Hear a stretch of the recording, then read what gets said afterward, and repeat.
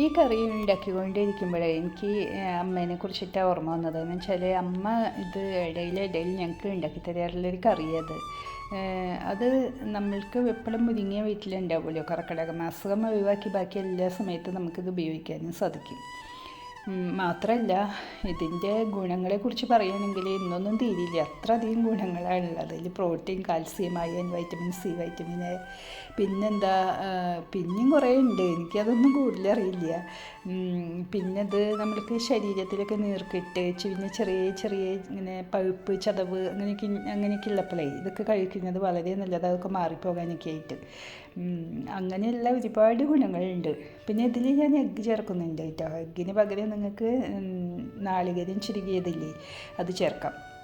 പിന്നെ ഇതിൽ ചക്കക്കുരു ഞാൻ ചേർത്തിട്ടുണ്ട്, പക്ഷേ അതിൻ്റെ സ്കിന്ന് ഞാൻ റിമൂവ് ചെയ്തിട്ടില്ല.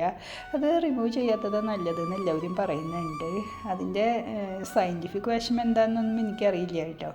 എന്തായാലും ഇത് നല്ല ടേസ്റ്റുള്ളൊരു കറിയാണ്. അപ്പോൾ നിങ്ങൾ ഇങ്ങനെ ചെയ്തിട്ടില്ലെങ്കിൽ ഇങ്ങനെ ചെയ്ത് നോക്കുക, അതിൻ്റെ രുചി ആസ്വദിക്കുക. Okay, thank you for watching.